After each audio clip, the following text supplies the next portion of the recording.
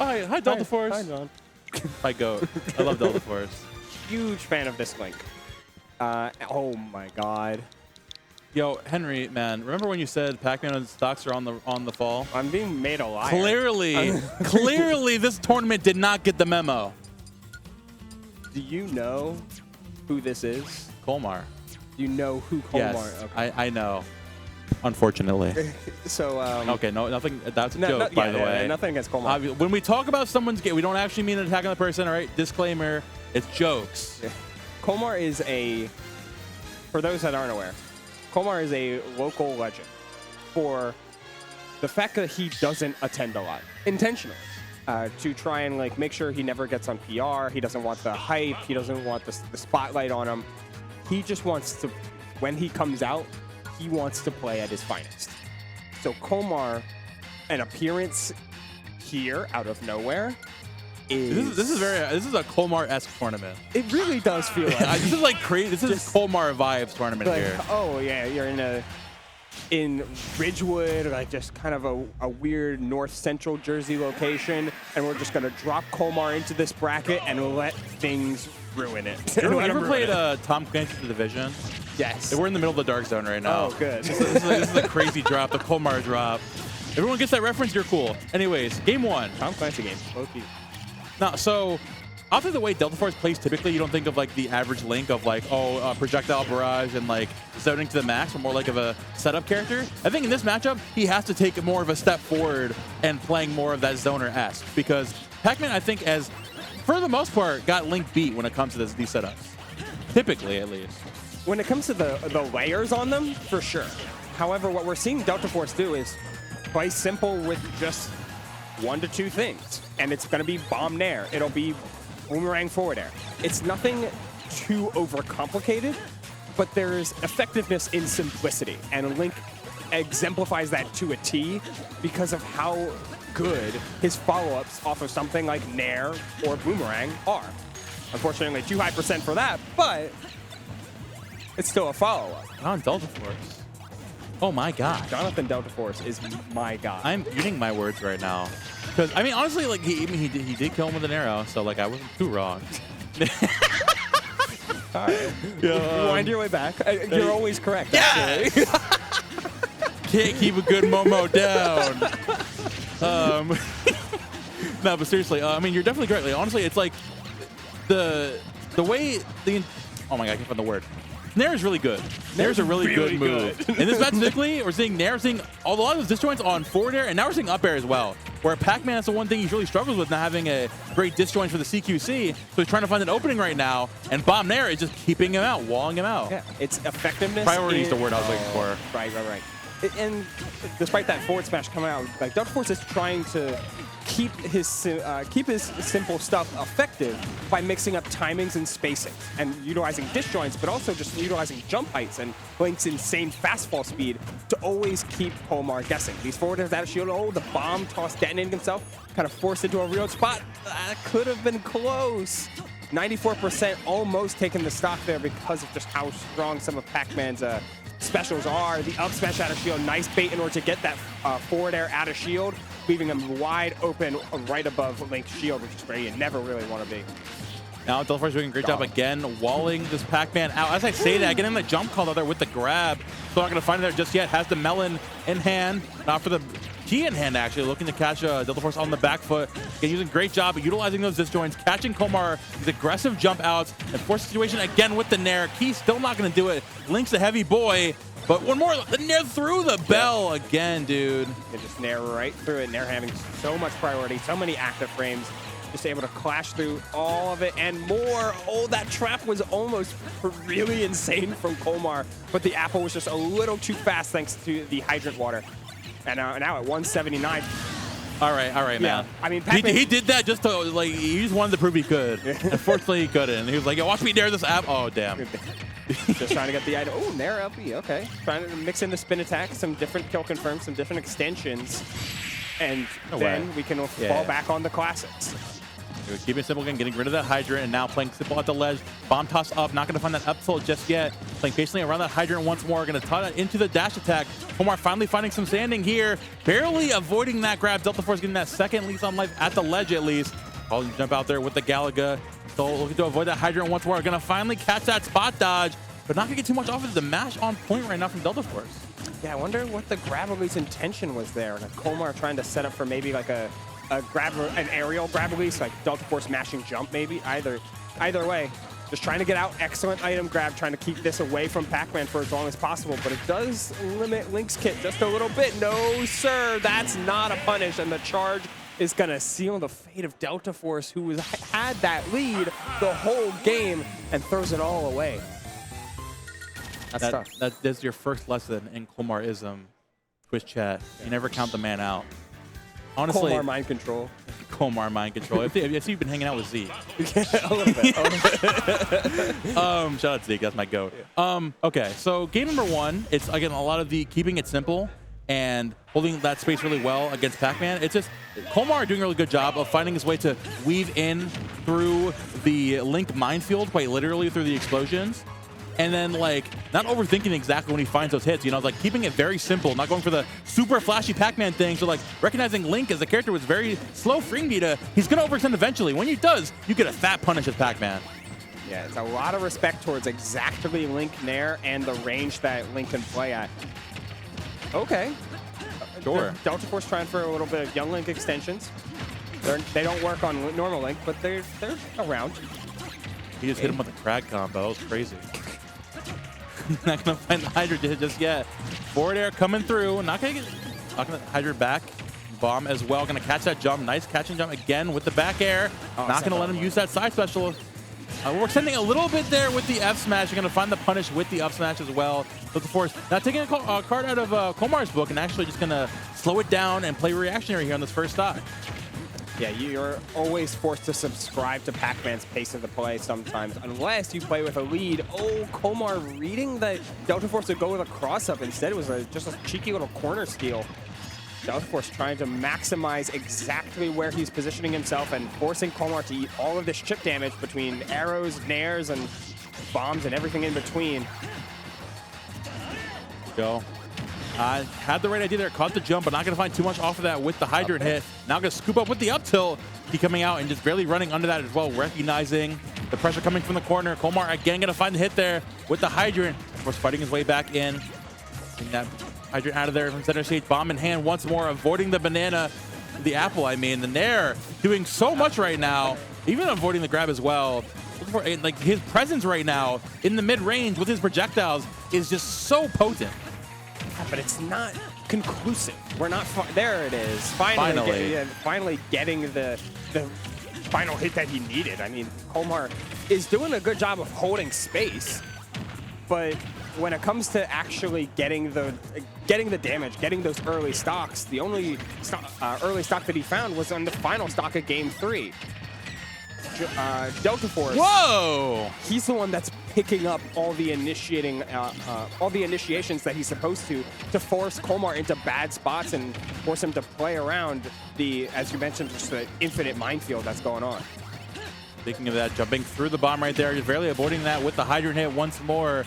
Colmar taking a step back, waiting for Deltaforce to overextend. Not going to find hit with the pulp with the boomerang just yet. Avoiding the bombs off, going to find the stock there. Catching the jump. Colmar getting a little too comfortable jumping from ledge, and Deltaforce going to punish accordingly there. Jump from ledge is normally pretty good against that bouncing bomb setup because the detonation doesn't close out stocks until like 140 to 160 on most characters. But at that percentage, you can't go for the same option. You have to be a lot safer and play into Link's hand with the normal ledge get-up options. Oh, the roll through up tilt, catching Colmar, trying to overcomplicate some of these ledge traps. 103, but Link's rather heavy and find a really hard time to close out the stock, as is normal with most Pac-Man things. Pac-Man's great at controlling space and slowing the game down, but when it comes to landing a definitive hit, that's where Pac-Man can really, really struggle. Especially against a character like Link, where just going to be nairing half the time and negating most of these projectiles. The hydrant, the apple, even the bell. When you do something like that, just Colmar, most of the time, that would have been it. We can't find the stock close just yet. Bomb still in hand. Catch the boomerang on the return. Think of bomb at ledge once more. So not going to do it here, so still going to find the safety back with that jump, but eventually you get thrown the full dart 1 or 2 more times, and the game could be over, especially catching that jump from the corner there as Deltaforce takes game number 2 in a confident manner. Yeah, those are the type of setups you can get against players who are very insistent on playing patient. Colmar wants to play out of shield. He wants to go, oh, I'm going to block until you are finally done with all of the things you're throwing at me, then I'll fair out of shield or just jump and air dodge away and be done with it. But against Deltaforce, he caught on to the fact that Colmar's, of course, playing hyper patient, so you get this delayed nair, arrow pull, like wait for the boomerang to come all the way back and then rising. You just are giving him this extra time to set up higher value traps. So Deltaforce, it did exactly that. You ever hear the like FGC school of thought of just like, oh, if I just react to everything the opponent throws out, then I'll just win. All I have to do is react. Give myself space to react, whatever, right? Where it's like the one pitfall of that is like, okay, you get conditioned to expect the plethora of link options being thrown out, but then when Deltaforce changes the tempo a little bit, when he throws out a different timing, when he catches you a different positioning, when he catches a different ledge trap, suddenly it's like, oh wait, I can't react to that. I was expecting something else. You're human, you know, you can't every single time. Most of the time, Colmar's doing a pretty good job, but then with situations like this, where Deltaforce is covering most of this area and you don't have thing on the split on the fly, you're not gonna find the right answer all the time. You have to like push yourself forward and actually make some of these plays yourself. And Pac-Man can do that. Yeah. Especially going off what you're saying, right? Like, it's what makes the beauty of just Deltaforce doing Link Nair at varying jump heights so effective. Because no matter how you react to Link Nair, it's a safe jump. You will land and be safe 100% of the time. So if Colmar wants to play out of shield, he's got to play with a little bit more gumption, a little bit more initiation. He's got to make stuff happen. And Deltaforce, with just little spacing tricks and slightly different timings, he's not letting Colmar make stuff happen. He's letting himself get run down by Link. You know, in reality, Pac-Man has the options to make a fight back. Utilizing some of those arrows already, the Nair going to come out. Not going to do it. The Hydrant there again will get called out. F-Smash not going to find anything there. Had the right idea again, but not really in that positioning there. The backer out of shield. Still going to catch that jump with the bell. Still not going to do it there with the back air. The key almost landing. Here comes the apple. Finally, we're seeing that aggressive pressure from Colmar, and Deltaforce is getting a little overwhelmed right now. Colmar's seeming like he's finally realizing, like, I need to take these stocks.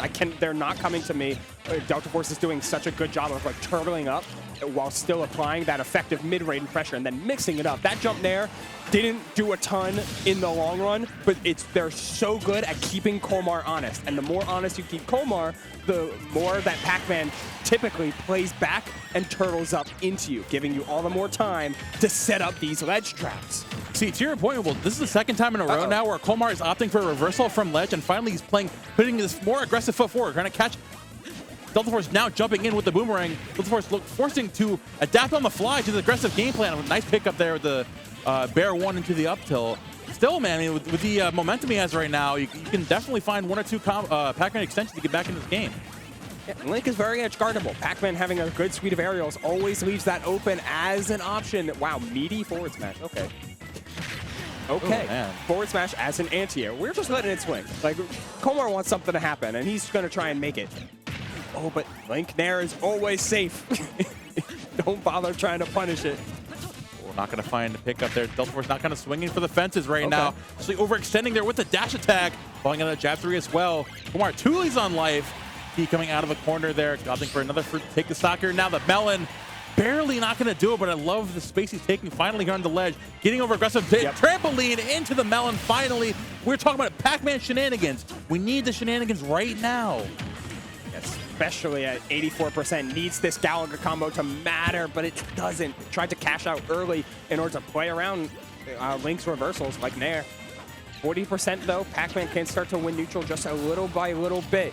Keep in mind, this is still in best of 3 territory. Only top 16 is in the best of 5 realm. Oh, yeah, Pac-Man recovers all day from this. Tried for the bouncing bomb tick into something like an F tilt or a spin attack, but just barely off-timed it. Make it back here. Nice use of the side special again. Waiting patiently with the hydrant as well. Run that bomb. But like you said, Ubel, 140 to 160. You cannot jump into Link remote bomb. The fine stock there. Deltaforce closing it out with a clean 2-1 victory over Colmar. Yeah. Well played, especially after a game one that you kind of let slip through your fingers by just Deltaforce doing a couple of those greedy extensions that we saw a couple of times throughout that set. Like, oh, a Nair into dash attack that didn't quite true combo. A Nair into up B that like didn't quite true combo. So Colmar got a big punish. It let that slip in game number 1, but in games 2 and 3, it was all just like purely contained and long-lasting pressure. Yeah. That's the thing, man. The thing about a lot of characters playing into Pac-Man where it's like, you find, it's one of those things where it's like, okay, this character's entire premise is my arsenal is the kitchen junk drawer. You know, I have all these different projectiles. I have hydrant. Go. Random nonsense go. You know, it's like, where you finally find that opening, and then sometimes people will overthink it, you know? Like, oh, I finally found it. I have to go for my super ultra extender that'll end the stock at 43%. Or like Deltaforce game 1, where it's like, oh, I found my pickup there. Now it's time to go for up special. Oh, wait. Now I'm dead. I got F smash. It's like, you gotta remember, it's like Pac-Man, well, being a very complicated character, is also, at its core, pretty damn simple. His grab is really damn good. His S smash lasts a long time. And those projectiles cover the platform pretty well. And that's it, man. As long as you remember to keep those things in mind and like don't like overthink playing this character. And Deltaforce did just that. Like kept it very simple, opting for the bomb Z drops into the Nair. You know, keeping it normal, keeping the pace simple, and playing confidence throughout the entire set and closing it out in his favor. Yeah. Item and projectile toss characters can always kind of find themselves a little too much in the weeds, like you were saying, Momo. So seeing Deltaforce always know when to reel back and fall back on the simple stuff. Like landing Nair and landing Bear are just incredibly safe. Yep. If I need a kill option, I'm going to be looking for something like a confirm off of back air, or a straightforward air will do it. There's no need to reinvent the wheel until my opponent makes it. Exactly. And even then, those times are not going to be getting every little bit of damage throughout a set. Sometimes you can rely back on Old Faithful, like place bomb at ledge and react to the jump. I will bomb at ledge because it is strong. Because it is strong. It's pretty damn strong. One of the things where it's like, oh man.